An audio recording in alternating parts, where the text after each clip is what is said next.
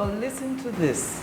Quote, in 3 years, our administration has achieved very significant progress in the area of infrastructural development across the state. We've worked hard to create the optimal physical environment that will stimulate economic activities, improve security of lives and property. For the first time in our history, our people are actively involved in determining the policies that are transforming their communities. And all the foregoing are being done against the backdrop of severe financial constraints occasioned by the non-remittance of federal government allocations due the states from the Federation accounts for the past 3 months. End of quote.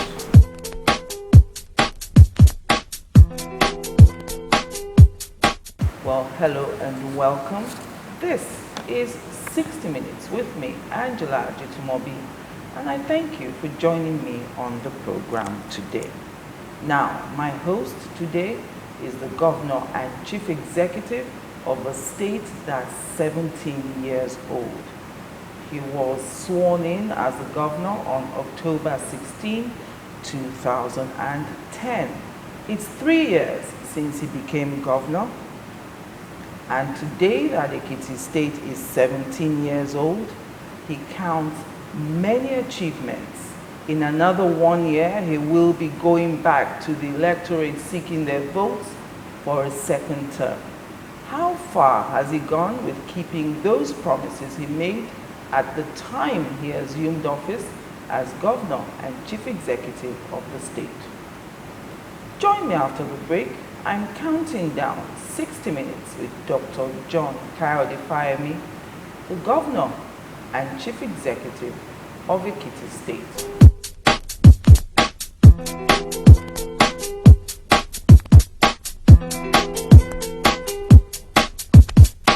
Welcome back.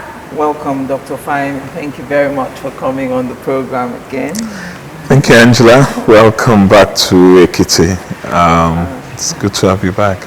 And I must confess, we were here a few months ago without your knowledge on a kind of fact-finding mission. We wanted to get a feeling from the people of the states, without your input and without being teleguided. First thing was, let's look at education. I know you've done a lot in terms of renovation of schools and rehabilitation of all those schools. You complained during our last interview about the standard of results from the schools. Has that renovation translated into positive results? Are you seeing better results now from schools during the exams? Thank you, Angela. Well, I will start this on a rather positive note. Yes, the last time you were here, I had raised very, very pertinent concerns about the high level of failure in public examinations in the state. And I used my own old school as an example of that failure rate. I am pleased to let you know that we've just received the West African School Certificate examinations for 2013, and virtually all our schools did very well. I mean, they could do a lot better, but there is no subject area where we didn't achieve 60% mark. And overall, we have more schools scoring in the 90 percentile than schools scoring in the 30% percentile. So I think clearly there is a correlation between the improvements that we have achieved in schools, the improvement in teacher quality, the improvement in instructional materials that we've made available to the students, such as the laptop for child initiative that we have in our secondary schools.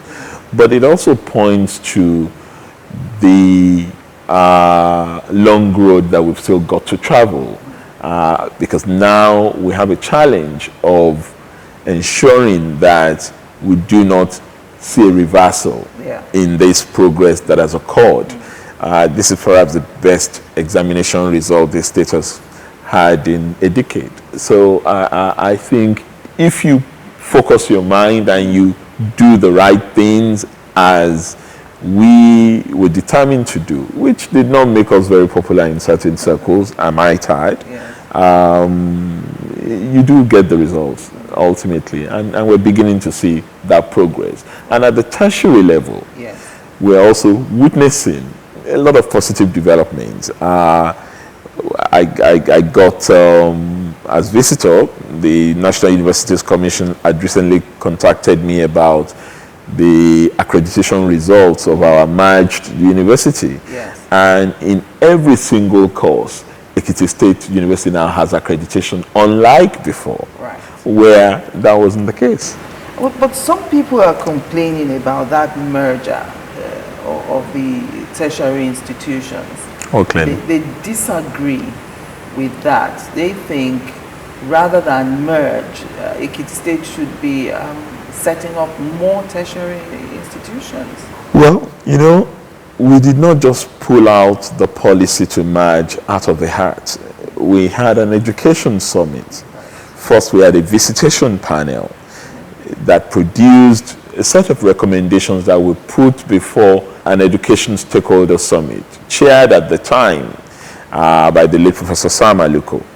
And it was that summit that came out definitively that it was better to have one university that can compete in the 21st century rather than have 3 glorified secondary schools. Of course, those who come from the communities where we have stepped down universities would have issues or concerns about that. But that was what enabled us to reenact the law that brought back the College of Education in Ikere Ekiti. And we did not completely remove the presence of a university campus in Ifaki Ekiti. We only turned it into a School of Science and Technology of the main university, Ekiti State University. I don't have any doubt in my mind that having one university has afforded us the opportunity to concentrate, to put in more resources. And the university under us has benefited for the first time from capital funding from the state, rather than just paying salaries and meeting operational costs. We now put capital funding there, which no government had ever done before this administration came on stream. Don't also let's forget that this administration benefited from the establishment of another university, even though federal, at the same time. So you could say technically that we haven't really lost anything. We've got our fair share of federal government presence, because that was one of our complaints. But under the Fayemi administration, we've had more presence. We've only just gotten the approval of a military brigade in this state. We have the federal university here. We have other initiatives. And that's partly because, for me, governance is different from politics. As far as governance is concerned, I see my duty as bringing as many resources that we are entitled to from the federal authorities. So if we have that, and we have our state university, and we have the College of Education, we have a College of Agriculture coming on stream, we have a College of Science, Health Science and Technology in the state, we have School of Nursing and Midwifery. I think where we should be concentrating our fire is in technical and vocational education, which is what we're paying our attention to now. You've also approved payment of teachers' peculiarity allowance. Yes. What is that? Well, the teachers' peculiarity allowance was an allowance, a professional allowance that governors agreed to pay in 2008. And it basically just it gives a sense of recognition to teachers that it's a profession that is worth having and that deserves an additional support to the standard minimum wage that people earn, because usually people don't want to teach. And part of the reason why they don't want to teach is that they don't want their rewards to come from heaven. They want their rewards on earth here. And one of the ways to do that was the agreement that we had, that we should have some kind of peculiar teachers allowance, which is 27.5% of their salaries. And in addition, we also have rural teachers allowance here, because everybody wants to stay in the city, in the towns, and not go into the rural areas. And our free education program covers all parts of the state. It will be a disservice to those who live in the rural area if they don't have quality teachers go there. So we feel that we need to incentivize those who are in the rural areas in order for them to not want to continue to stay in the city centers or in our towns. And I know that the state government had given out laptops to children, but there's some comment about the wrong use of the laptops by the beneficiaries. How are you handling this? There would always be comments about wrong use of laptops. You can't give young kids tools like that and expect them to just do what you ask them to do on it.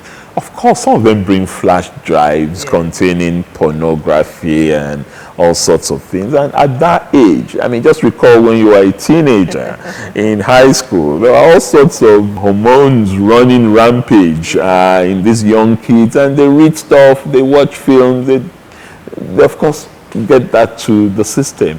But we have trackers on the laptops. We also have blockers as well. So they really aren't supposed to be able to access these things, but they don't access the wrong materials, if you can call it that, centrally. They access it individually when they take their laptops away. But we're taking steps now to review and reload the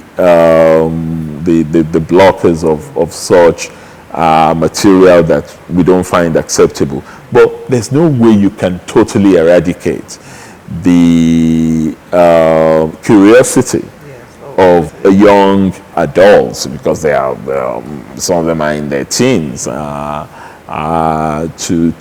want to find out more than just what the teachers are teaching them in school. The first 3 years of schooling, Ekiti State is proposing that it should be taught in the mother tongue. In mother tongue, yes. When is that going to kick off? Is it something the state government is really considering?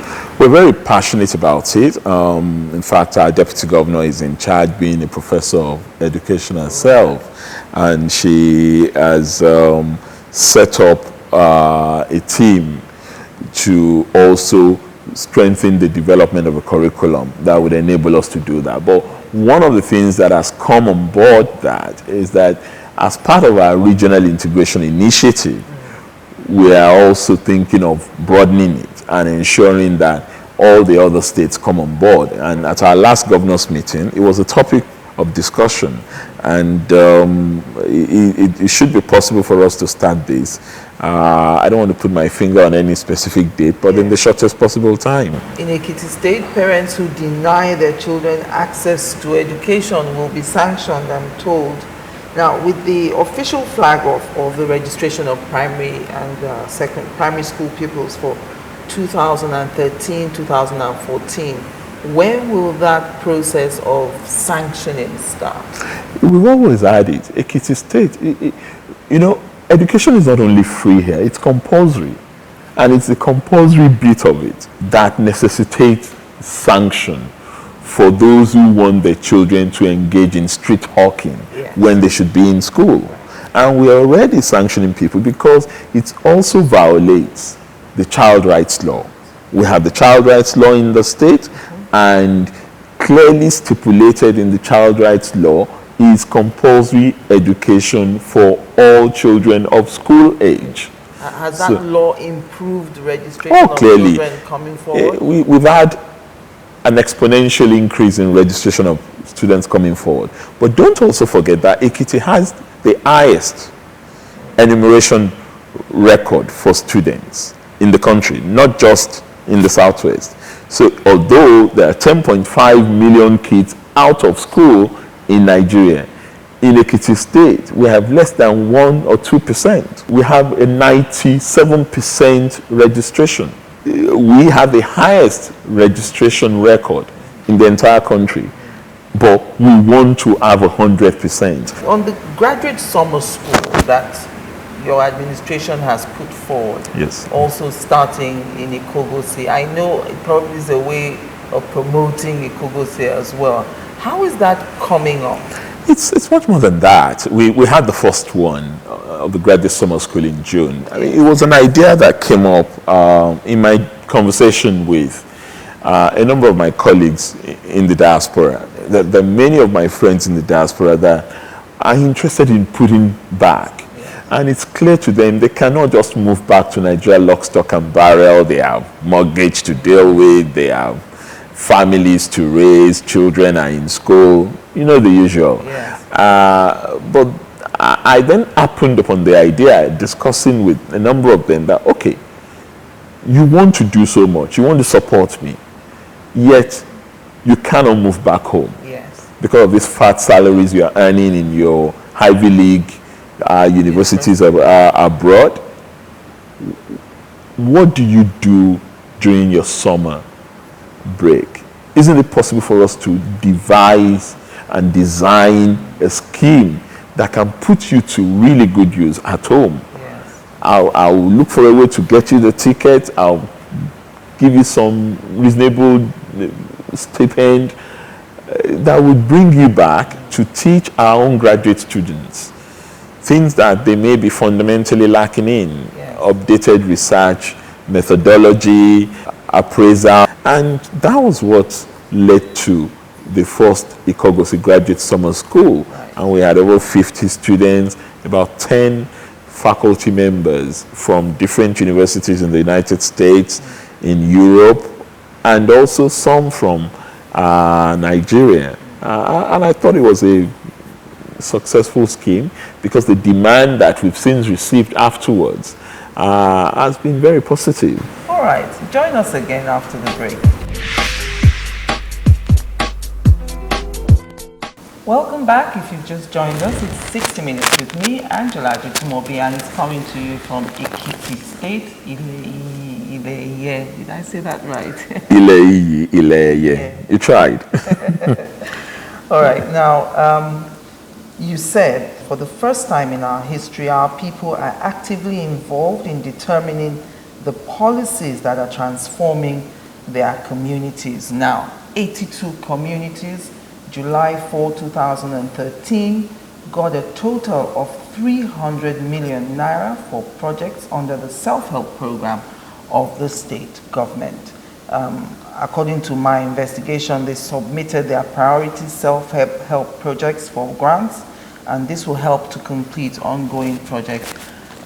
How is that going? I mean, how are you sure that the communities are not going to embezzle these monies? No. Angela, I'm sure you know, people don't steal Towns Union money. It's very difficult. It is very difficult for you to steal community money. And that's why we actually happened upon this approach. We wanted our people to take ownership. There are lots of things that government is already doing across the length and breadth of the states. In many of those communities, we're fixing schools, we're tarring roads, we're doing health centers, we're providing pipe-borne water, feeder roads to the farmsteads, and so on and so forth. But I have always been an advocate of doing development with people rather than doing development to people. Because it is when you do development with people that it is more enduring and sustainable over the long term, because they take ownership. Right. In these projects that you just referred to, Yes. the communities use their own bricklayers, they use their own carpenters, people who are successful or people who are already in the trade. So they can't say, oh, Governor Fayemi brought his friends. No, no, no. It was the contract. They decided. All we did, having assessed the project, was to release 50% of the money to them so that they commence their operation. It was their choice who the contractor was going to be. It was their choice whether it was going to be community-driven, direct labor activity, but we insisted that we had to monitor so that we get tangible delivery at the end of the day. And as part of the third anniversary, another 95 communities are going to be receiving funds in the region of about 300 million plus again. But there's a certain sense of pride that comes with stating that this is your project.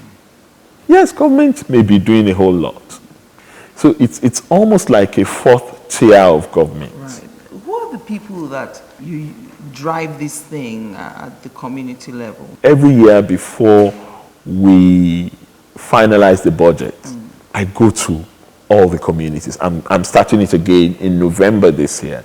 The whole of November would be dedicated to visiting communities and rubbing minds with them, getting the ideas on what government has done so far and what they want government to still do for them. I invited representatives of the towns unions, usually the president and secretary of the towns unions. These are non-partisan agents of development in every community. And they have a large measure of control over what obtains in that community.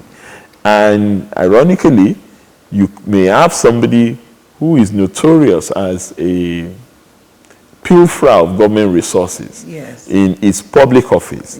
But when he becomes the president or secretary of his local towns union, he is far more accountable to the people because it is their money and they can challenge him. And he has to make sure, God help him, he is able to explain every penny spent.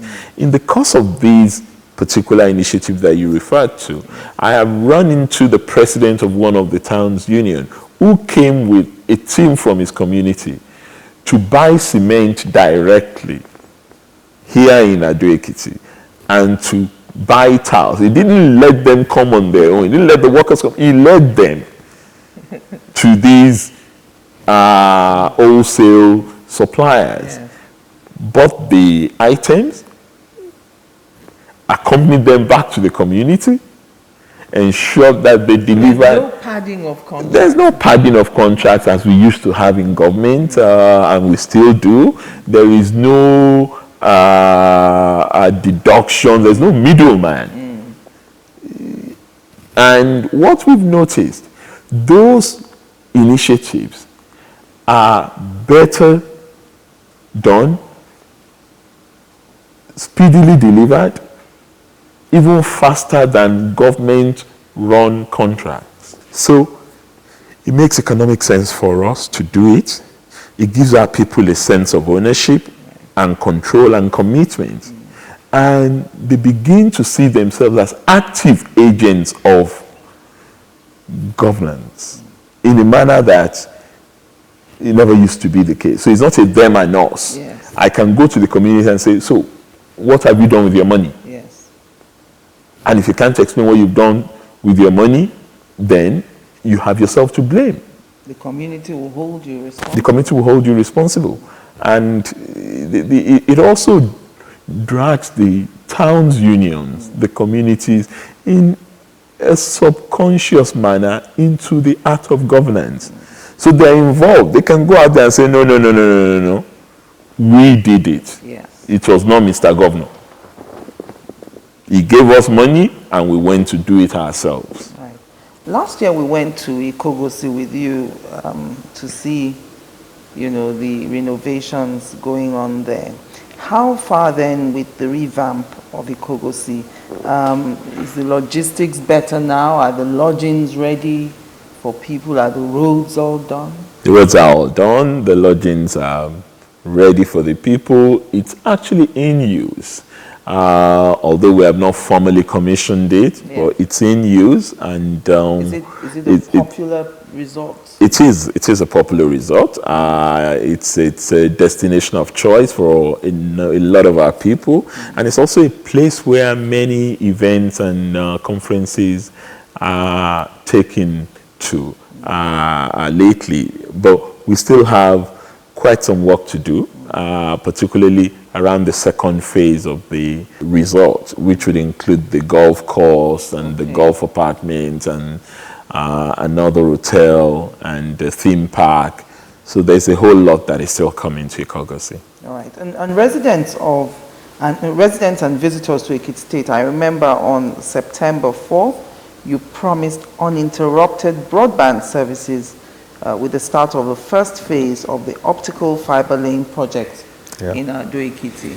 Has that started? I'm really looking forward to being able to use the internet. Well, this is about the fourth week of the optical fiber lane cabling, and it's going on now. If you move around town, it's the first place is Ado Ekiti, understandably our capital. Yes. But our vision is to extend it all around the state, so that it's easier for anyone who comes into Ekiti to access broadband.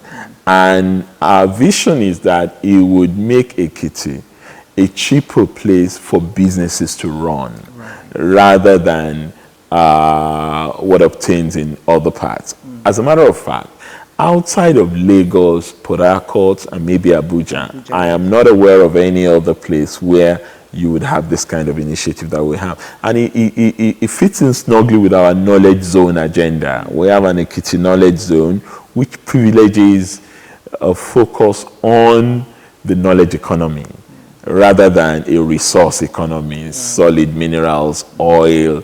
We're beginning to think, what happens to us when oil dries up? And that is the million-dollar question that I feel we must answer for ourselves, but the federal government of Nigeria too must answer for itself. Over the last 3 months, we've had a huge shutdown, if you like, in federal allocation system. Our commissioners of finance have had to walk out 3 times in the last 3 months in FAC allocation sharing meetings, simply because the resources put on the table in the federation account did not match the projections that had already been worked out between the states and the federal government. And what this simply points to is that the more we remain a monoproduct economy, the more danger it is for our people. And we must look for alternative means of sustaining our culture of entitlement, if you like, which oil has really contributed to in a rather negative sense. So that's why we're doing what we're doing with the knowledge economy and the micro optical fiber lane initiative. Well, how does a state cope when projections don't happen like that for 3 months? Monies that you're expecting don't come in. If you don't have a strong IGR base, it's tough. You just don't pay your salaries. You don't meet your obligations. The contractors don't get paid. And that's a challenge that many states are confronting right now. It's tough. Oh, all right. I think we should talk about a little bit of politics now. On August 31, Punch newspaper, and I remember sending you a text about this, you carried the headline, "I'm ready to spend 1 billion naira for PDP to win Ekiti State." Now, driving into Ekiti State, we also billboards, in fact, right outside your government office here, there's a billboard for a PDP candidate. And I thought, is that cheeky? PDP candidate right in front of your office? Is that democracy at play? You do have a lot of people trying to aspire to this seat. It's an attractive seat. And you would expect people to aspire. And it's legitimate to aspire. I don't see any reason why a PDP putative aspirant could not have the billboard anywhere as long as it meets the dictates of the law. The signage agency, I believe, must have approved that. In order for that person to put it there. I haven't quite seen the one you're referring to, but if it's there, it's the person's legitimate right, having met the conditions of placing billboards around, to have it there. You know, whether someone says he wants to spend 1 billion, by the way I saw it, I thought you just had a guy who wanted to entertain himself and wanted to establish a presence. Yes. Maybe he was feeling rather intimidated in his state, and he needed to demonstrate that he too is a big boy and a player in the political terrain, since I don't think he has any antecedents that are altogether worth selling to Nigerians. He probably opted for that. And since he got the attention of the media, he was well within his rights to say that. But I think it's just irresponsible and, again, unfortunate that someone who does not come from Ekiti State, who has no connection to Ekiti State, to the best of my knowledge, except that he is a member of a political party, resorts to such flippant statements. I think it's a measure of the man who gave that interview rather than the state of politics in our country. It simply boggles the mind. But you, 20 political parties under the umbrella of the CNPP, the Conference of Nigerian Political Parties, have endorsed you for re-election. They say you have performed well, you have restored peace, you facilitated infrastructural development. The Aferi Renewal Group has also endorsed you. Are you going for a second term? Well, you know, endorsement is a dime a dozen. A lot of people who are happy with what you are doing are bound to state the fact as they see it, yes, that they think you ought to present yourself again for another term in office. I think there is a basis in politics and in most mature democracies where you have a constitutional right to run for the second term. Unless you choose not to run, it's almost automatic that you would be presented, especially if you seem to have done reasonably well. And you have tons of examples you can refer to in the United States or United Kingdom or in several other places. Particularly so in a place like Ekiti, where our politics has been rather topsy-turvy and unstable for the best part of the 17 years, yes, that we've been a state. I think there's a serious case to be made for continuity, but a continuity that allows sustainable development to take place, rather than a situation in which we have 10 steps forward and then another person comes who has no notion of what public good is, yes, who takes 20 back, or a situation in which in 7 years we had 6 governors in this same state. Yes.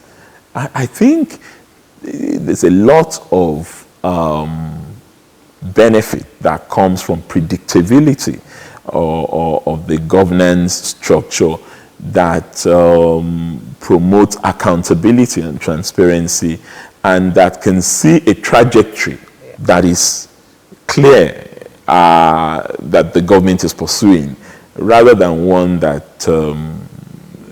just pushes the argument that, as the PDP chairman in my state pushed recently, yes, that nobody does 2 terms there because it must go round. Because for such a person, it's about chopping. It's our turn to chop. Yes, turn by turn. It's turn by turn. And I know the Ekiti that I grew up in. It's an Ekiti that sees public service as sacrifice, not as money-making venture. But for many of these characters, this is a money-making venture, and nobody should be allowed to make money more than 4 years. I don't understand that logic, but there's a logic out there that says it's turn by turn. Yeah. If it is the north today, it must be the south tomorrow. You also have that zoning mentality here as well. But I think common sense will prevail at the end of the day. That's my expectation. Perhaps no one has ever done 2 terms in Ekiti State. True. Because they've never performed, and the people have never wanted them back, because they haven't performed. I don't even think the question has arisen before in Ekiti. Yes. Let's look at the record. Only one governor has ever completed a 4-year term in Ekiti, Otunbani Adebayo. So you cannot base an assertion on a conjecture. You must base your assertion on evidence that you can clearly demonstrate as true. Governor Lumilua, the only Ekiti man that we had who was governor in Ondo State, the old Ondo State at the time, did not even have the opportunity to finish the 4-year term. Remember, this was 93. He only spent 2 years in office. In fact, less than 2 years. Before General Abacha came in November 1993 to take the government by force. And then, under this dispensation, 1999 to 2013, there's been no basis for it. So how can you argue that nobody has ever done something when there has been no basis to put forward such an argument? Join us again after the break. Welcome back. My concluding moments now with Governor Kayode Fayemi of Ekiti State. Now, the State Executive Council approved a bill for the administration of criminal justice. What innovations will that bill bring? Quite a number of innovations. The first is to reduce the number of awaiting trial detainees. Right. Our prisons are full of people who have been detained, some for years, without conviction. And there's been a problem in ensuring that the various segments of the justice system work together in a synergy to achieve the objective of crime prevention. Because sometimes when the Director of Public Prosecutions is ready, the investigating police officer has been transferred. And it's a problem. So the accused is there, stuck in detention with no right to fair hearing because some segments of the criminal justice system has defaulted. Then you have no witness protection system in our criminal justice system right now. So people are unwilling to come out and whistleblow, either against those who are pilfering state resources or those who have committed heinous crimes like rape and what have you. And we have incorporated within this system a witness protection regulation. We also trying to achieve an arrangement in which victims of crime don't get subjected to double humiliation. Particularly, take for example a rape victim, that the level of conviction requires all manner of evidence, sometimes DNA evidence, and subjecting the victim to interrogation and cross-examination in courts, carrying the baggage already. Yes, confronting her attacker. Exactly. So we feel that there must be a way in which we can take evidence in camera, if we must, in order to get conviction for those who have perpetrated such heinous crimes. Essentially, it is to ensure that we have a fast-track justice delivery system that privileges particularly victims of crime. Well, you've talked about how all over the world the practice of democracy, means that if there is an incumbent who has done well and is allowed to go for a second term, he would normally be supported for a second term. So it's surprising to a lot of people, myself included, that within your party, the APC, there is opposition and there are people within the APC who are aspiring to this seat as well. What do you make of that? Well, what I make of it is that a convention is not really necessarily a law or a constitutional provision. There is nothing that debars anyone from exercising his or her fundamental right to run for a public office, and certainly not in APC. We are bringing a fresh perspective to the democratization process in our country. So we won't be seen to be debarring anyone who wishes to exercise freedom to contest. But you also cannot force yourself on people. Yes. The party has a right to say, this is the way we're going. Yes. You have a right to contest, but this is the person whose track record we're proud of and we want to push. And that's simply what has happened. When you were talking about endorsement the other time, that's what the party at the local level and the party at the national level has done. The party has not debarred anyone, but the party has made it clear that we're going with the governor because we feel he has done us proud and he still has a lot of work to do to deepen the democratic process in Ekiti State. So it's the prerogative of anyone who wants to run. Well, you've said, I'm quoting you now, any deliberate attempt to undermine the position of the state will fail. So I'm asking you, did you have any hand in disrupting that kickoff campaign of Representative Fayemi Bamidele here in Ekiti? Anyone who knows me would know that my politics is not politics with bitterness. I do not really promote what is not really worth promoting. Whatever problems that Honorable Bamidele had, he had it with the law enforcement agencies. If I had had an input into it, yes, I would have told them to just let him be.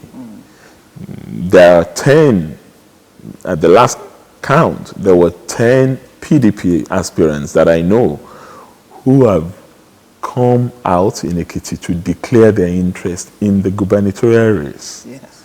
And they've done it in this Ekiti. Nobody has even noticed that they were doing anything.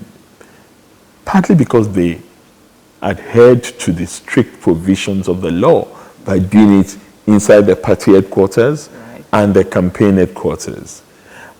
And partly because they did not disrupt the free flowing of people's activities in Ekiti.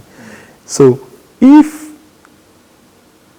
my brother Fayemi Bamidele had encountered challenges because the police had stated that he violated certain provisions of the Electoral Act, he should face the police. You know, this is the game that everybody who is seen as an underdog plays. It's a tired game. Yes. You want to be seen as an underdog, and then you cry foul even when there's no wolf. Yeah. That's precisely what has happened I want here. to tell you what he says here. I have his quote here. I cannot understand why a sitting governor should see a representative as a threat. There are at least 20 aspirants in Ekiti today from different parties, but why this administration today has made me such an issue is a puzzle only they can solve, end of quote. So, is he an issue? You heard what I just said. Yes.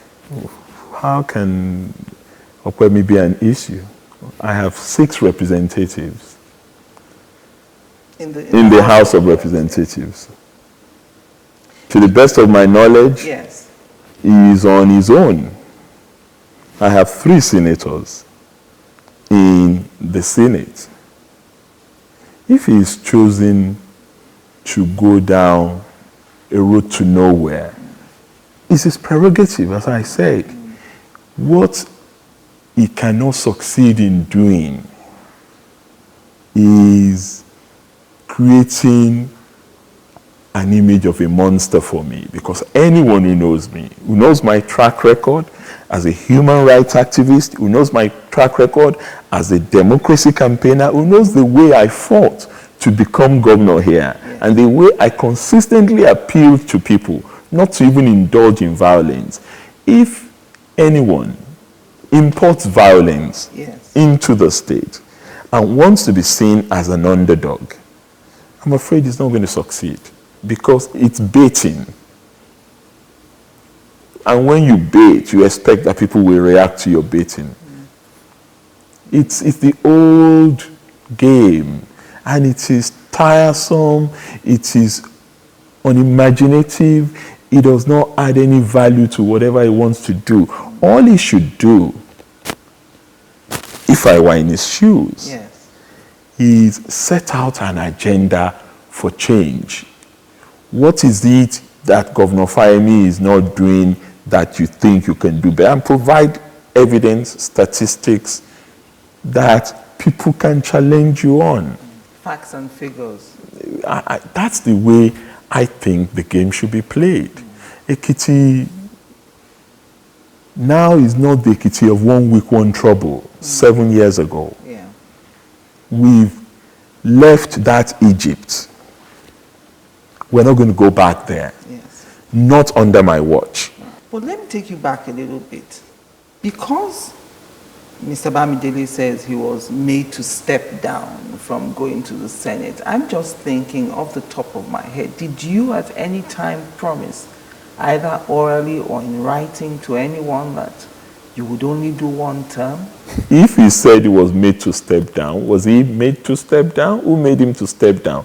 Part of the myth he goes around with was that he won the primaries of the Senate. Yes. He did not win any primary. And I am in a position... Fayemi Ojudu seat. Precisely. He did not win that primary. And I'm in a position to state clearly that he did not win, because that primary was even inconclusive. And I'm looking at the adamance, the adamance of him insisting on contesting for this seat. And I'm wondering, was there a deal in there somewhere?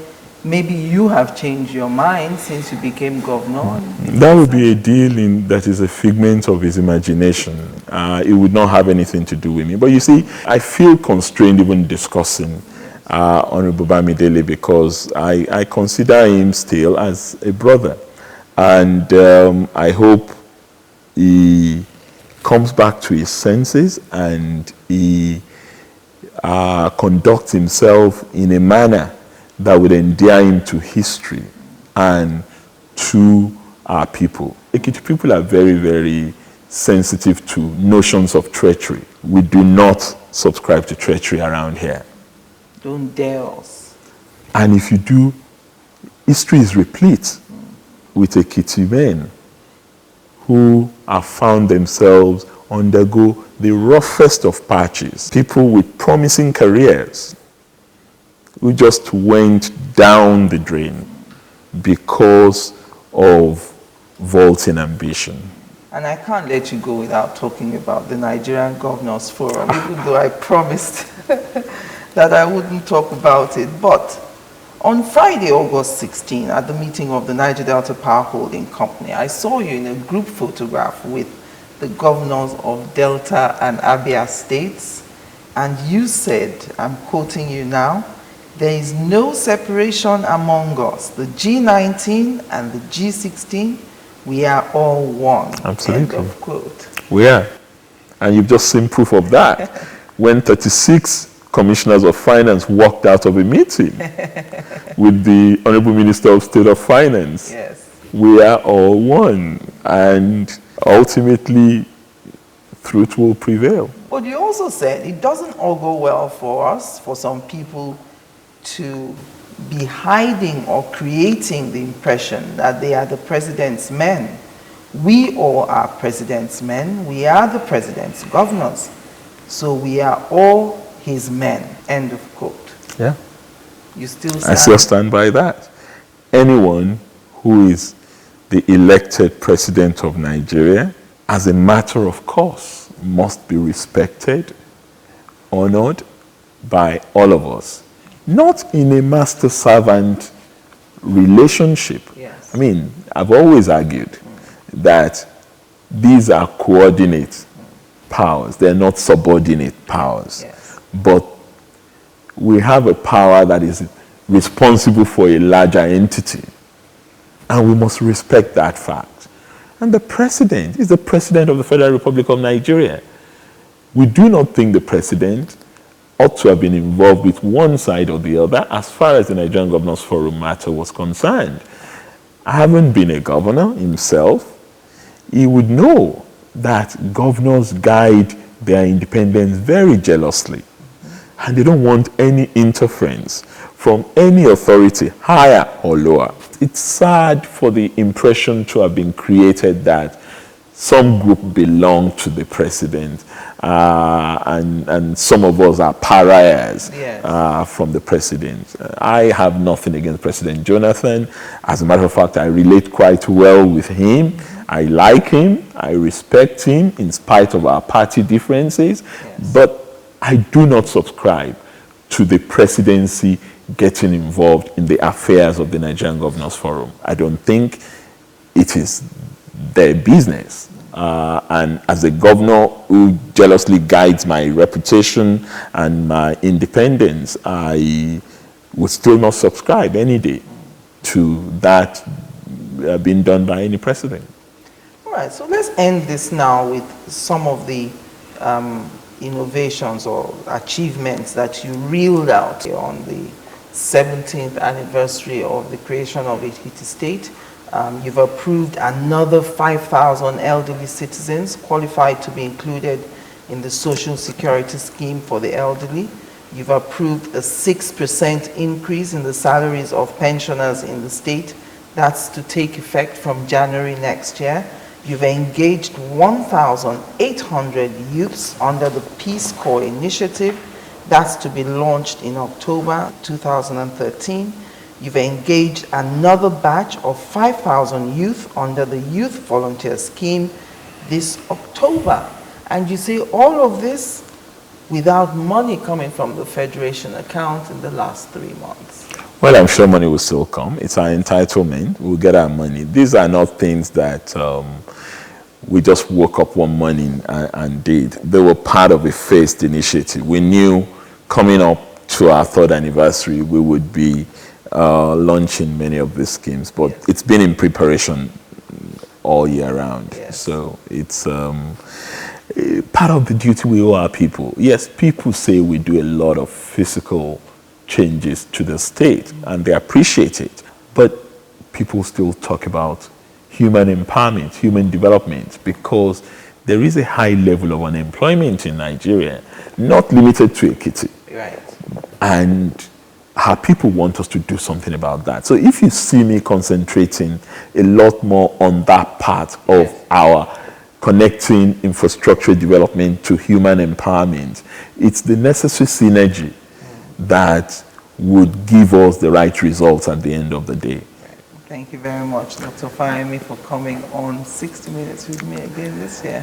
Thank you, Angela, for having me again. It's been a wonderful exchange and banter with you, and I look forward to your coming back, yes, in the election. Well, that's it for this week. Don't forget to like 60 Minutes with Angela on Facebook. Alternatively, You can follow me on Twitter if you wish, Angela at 60 Minutes. I'm Angela Jitumobi. I thank you for the pleasure of your company.